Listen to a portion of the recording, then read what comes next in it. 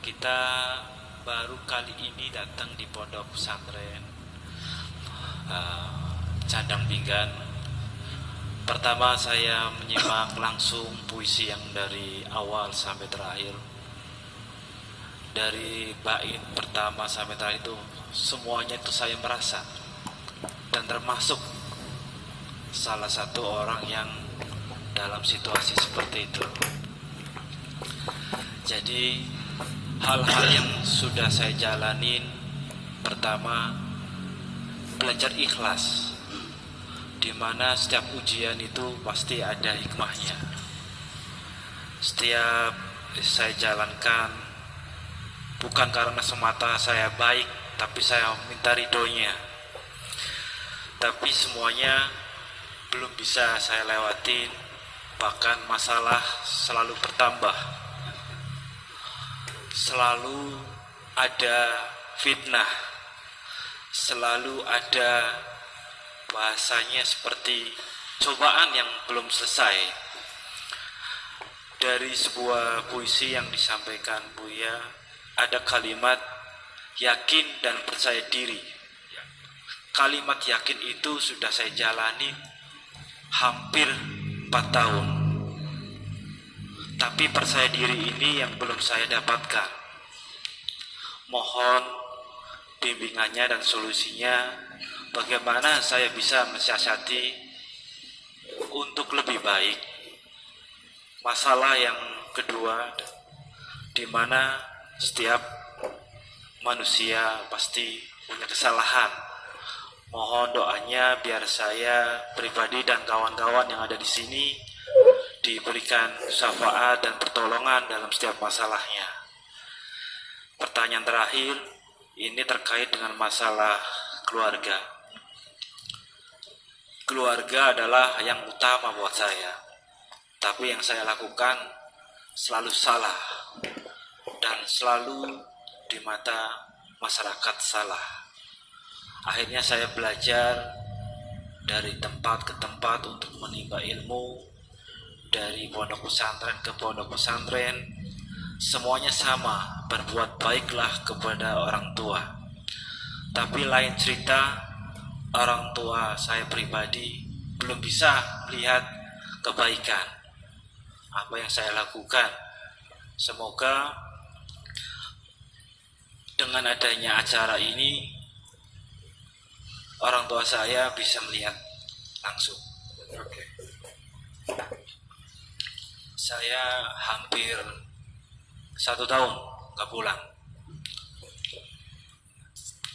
Saya salah satu tugas di beberapa wilayah masuk dalam sektor pemerintahan, tapi orang tua tidak bisa menerima apa yang saya lakukan buat kebaikan masyarakat. Saya salah satu tugas di Buser. Saya mohon untuk didoakan karena orang tua saya lagi sakit. Oke. Terima kasih. Terima kasih. Assalamualaikum warahmatullahi wabarakatuh. Waalaikumsalam warahmatullahi Silakan wabarakatuh. difokuskan satu persatu, Jadi- satu persatu. Yang beliau Pertama yang dulu, dari pertama. Brebes ini selalu merasa hidupnya selalu mendapatkan cobaan. Selalu mendapatkan cobaan. Ya. Betul begitu, Mas? Jadi serba salah di dalam Serba salah. keluarganya dan Oke, masyarakat. saya dari awal sudah memperingatkan kepada kita semuanya, jangan berharap hidup ini akan licin dan mulus-mulus saja. Karena pertama kita harus melihat sifat kehidupan kita ini seperti apa. Jangan berhayal ini bukan sorga, Bung. Ini kehidupan dunia. Dunia itu kata-kata dunu itu artinya rendah. Ya, bukan ulu, ya. Ya, dunia itu rupanya rendah. Artinya bahwa pasti kita akan menghadapi kesulitan. Dan Allah juga memperingatkan kepada kita bahwa selama kamu tinggal di dunia ini, jangan berharap kamu bebas dari cobaan. Pasti engkau aku coba. Karena dunia ini adalah tempat ujian sesungguhnya. Jadi mataun ilahin sendiri ya sekedar boleh menikmatinya. Jadi sehingga akhirnya kebahagiaan kita itu apa sih? Kita mencari momentum yang tepat untuk menikmati kebahagiaan. Ya. Jadi gini, jadi mesti pola pikirnya gini. Allah mengatakan dengan jelas dan penuh dengan taukid, dengan penguatan kata, yaitu walanabluwannakum. Ya. Pasti dan pasti dan pasti. 3 kali Allah mengatakan pasti. Kamu akan aku uji. Pasti pertama namanya lam taukid. Lamnya itu lam taukid, pasti.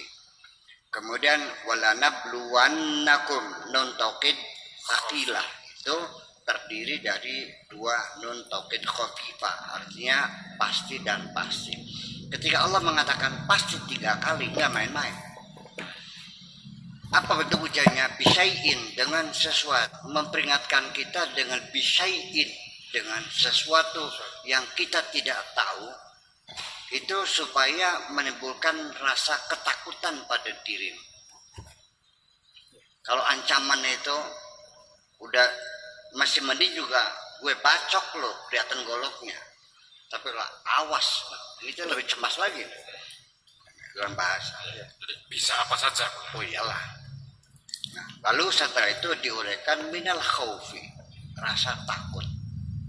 Rasa takut itu selalu melekat pada diri manusia. Bahwa insting yang pertama kali muncul pada manusia pada usia dini itu memang asalnya rasa nyaman dan tidak nyaman. Nyaman, dia tidur.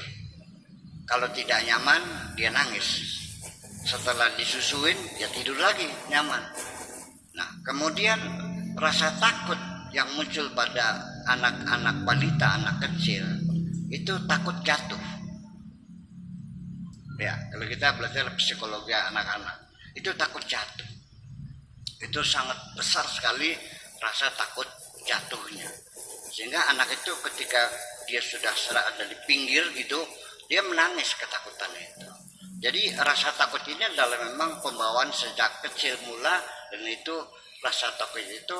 Tetapi ketika takut itu ada perangsangnya, ada sesuatu yang memang wajar ditakuti, lihat ular, lihat macan, itu ketakutan yang wajar.